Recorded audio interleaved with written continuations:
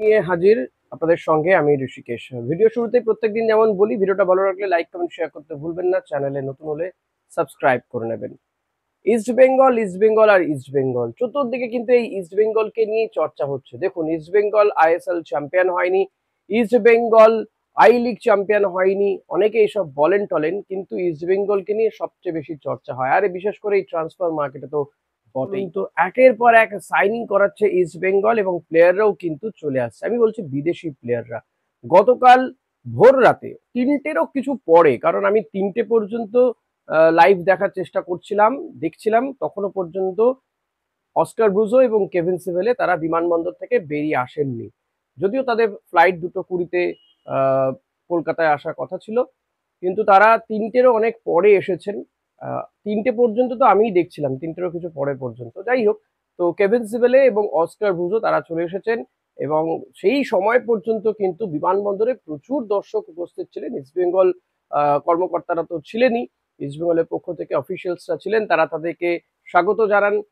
Plus সমর্থকরা, তারাও তাদেরকে স্বাগত জানান। এটাই হচ্ছে ইস্ট বেঙ্গল সমর্থক। অত রাত পর্যন্ত, এটা বাচ্চা ছেলেকেও আমি দেখেছি, বয়স্ক লোকেরাও গিয়েছে। মানে সর্বত্র একটা বেশ ব্যাপারটা, ওই ফিলটা থাকে না। এবং কেভিন সিভেলে তিনিও আশা করি বুঝতে পেরেছেন যে তিনি কোন ক্লাবে খেলতে এসেছেন। কেভিন সিভেলেও বেশ ভালো লাগলো, তাকে চনমনে লাগলো, হাসি খুশি লাগলো। এখন দেখতে হবে তিনি ফিল্ডে নেমে কতটা কি করতে পারেন, কেমন খেলতে পারেন। এমনিতেই east Bengal team mini world হয়ে উঠেছে।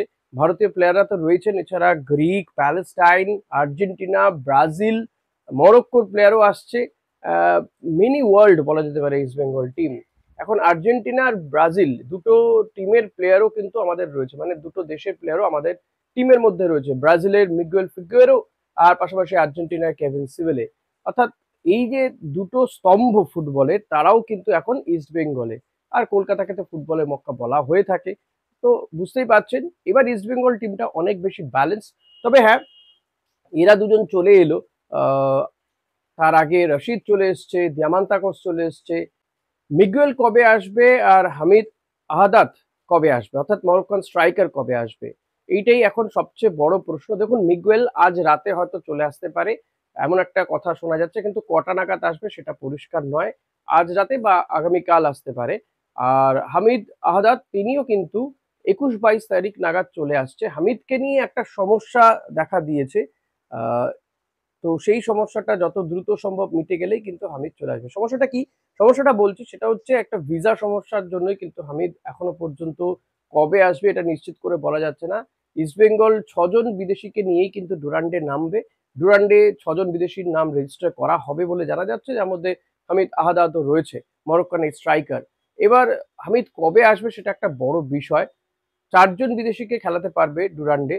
তো হামিদের নামটাও যেহেতু থাকছে, আশা করব যে হামিদ প্রথম ম্যাচটা না খেলেও পরের দিকের ম্যাচগুলোতে নামতে পারে। আর ইস্টবেঙ্গল প্র্যাকটিসে তো ইতিমধ্যে আপনারা দেখে নিয়েছেন যে মোহাম্মদ রশিদ কিংবা দিয়ামান্তাকোস নেমে পড়েছে প্র্যাকটিসে, কিন্তু নন্দা কুমার তিনিও এসে জয়েন করেছেন।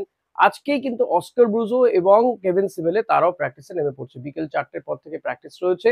যুব ভারতী ক্রীড়াঙ্গনের যে প্র্যাকটিস গ্রাউন্ড, সেখানে ইস্টবেঙ্গল প্র্যাকটিস করছে, তো সেখানে প্র্যাকটিসে যোগ দেবেন। এই দুজনে কিন্তু যোগ দিয়ে দেবেন। মিগুয়েল আজ রাতে যদি চলে আসে, আজ বা কালকে যদি চলে আসে, তো তিনিও যোগ দিয়ে দেবেন। এবং হামিদ আহাদাত তিনি নেক্সট উইকে আসার কথা তার, তো তিনিও এসে দ্রুতই চেষ্টা করবেন মানিয়ে নিতে। আপাতত তো দেখুন, এরা প্রত্যেকেই প্রিসিজন করেই এসছে, এখন হচ্ছে কন্ডিশনের সাথে মানিয়ে নেওয়া, প্লাস হচ্ছে অস্কার ব্রুজো তিনি যেভাবে খেলাতে চাইবেন তার সঙ্গে একটা মানিয়ে নেওয়ার বিষয় রয়েছে এই জায়গাতে। তো সেটাই কাজই চলবে এই কয়েকটা দিন। এর মধ্যে ইস্টবেঙ্গল যদি প্র্যাকটিস ম্যাচ কোনো খেলে, তো ঠিক আছে, খেলার একটা চান্সেস তৈরি হচ্ছে।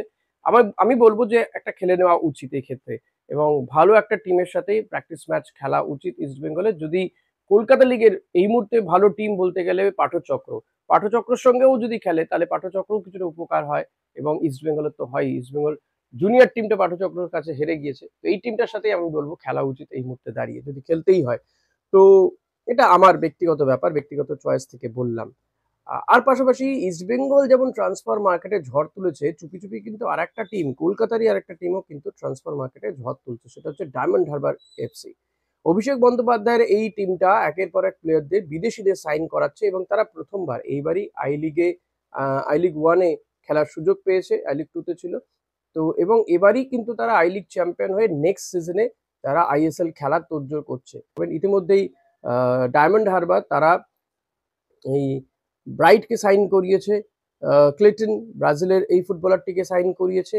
এবার পাঞ্জাব এফসির লুকা মার্চিন তাকেও কিন্তু সাইন করাচ্ছে বলে জানা যাচ্ছে। কিছু কাজ বাকি আছে, নাহলে লুকাকেও কিন্তু দেখা যাবে ডায়মন্ড হারবার এফসিতে খেলতে। খুব সম্ভবত লুকাকে কিন্তু এই ডুরান্ড কাপেও খেলতে দেখা যেতে পারে। আই লিগ তো খেলবেই, তাকে তড়িঘড়ি নিয়ে আসারও একটা চেষ্টা নিঃসন্দেহে করবে বলেই মনে হয়। লুকা মার্জিনকেও কিন্তু দেখা যেতে পারে কিবু ভিকুনার দলে, অর্থাৎ ডায়মন্ড হারবার এফসিতে খেলতে। এরপর যদি বলি, ইস্ট বেঙ্গল তো প্র্যাকটিস করছেই, পাশাপাশি মোহনবাগানের জেমি ম্যাকলারেনও কিন্তু চলে আসছে 29 তারিখে। মোহনবাগানের যে মোহনবাগান রত্ন দেওয়ার যে অনুষ্ঠান, সেই অনুষ্ঠানে এই জেমি ম্যাকলারেনকেও পুরস্কৃত করা হবে। যদিও জিমি বলেছেন পুরস্কারটা শুধু তার একার নয়, গোটা টিমের। তো জেমি ম্যাকলারেনও কিন্তু চলে আসছে, মোহনবাগানের এই স্টার ফুটবলার।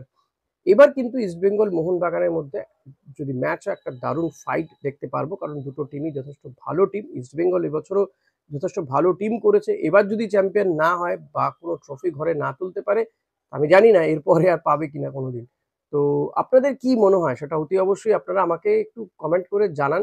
প্রচুর নেগেটিভ কমেন্ট পাচ্ছি, ভালো লাগছে। নেগেটিভ কমেন্ট যারা করেন তারাও খুব মানে দায়িত্ব নিয়ে ভিডিওটা দেখছেন, নেগেটিভ কমেন্ট করছেন, ভালো ভালো নেগেটিভ কমেন্ট করা ভালো, আপনি করে যান। আপনি কি মানুষ সেটা আপনি আপনার পরিচয় দিচ্ছেন। আমি বেশি খরচা করতে চাই না আপনার সম্পর্কে কথা। তো লেটস সি ইস্টবেঙ্গল কি করে, এবং এই মিগুয়েল এবং হামিদ আহাদাদ তারা কবে চলে আসে সেদিকে আমাদের নজর থাকবে। দেখুন, আমি তো অন্যদের মতন লাইভ করতে পারছি না, তো এটা আমার ব্যর্থতাই বলে নিতে পারেন। মানে আমারও ইচ্ছে, যদি কখনো কোনো দিন এভাবে প্লেয়াররা আসছে সেটা যদি লাইভ করতে পারি, সেটা খুব ভালো লাগবে। সেটা যাই হোক, যারা করছে তাদেরকেও কুর্নিশ জানাই, যে সমস্ত ইউটিউবাররা এত রাত পর্যন্ত জেগে লাইভ করছে, জানাচ্ছে কিভাবে আসছে কখন আসছে না। তো তাদের জন্য আমার পক্ষ থেকে অনেক অনেক শুভেচ্ছা রইল। তারাও একদিন বড় ইউটিউবার হবে।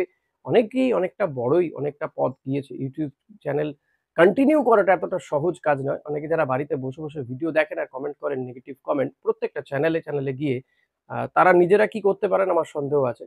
আহ, কিন্তু এই কাজটা করা ইটস আ ভেরি ডিফিকাল্ট। আমার প্রত্যেককে যারা লাইভ করেছেন, কালকে আমি কাউকে ব্যক্তিগতভাবে নাম বলছি না, ব্যক্তিগতভাবে ইনফ্যাক্ট চিনিও না, প্রত্যেককে কিন্তু শুভেচ্ছা জানাবো, কুর্নিশ জানাবো। Thank you.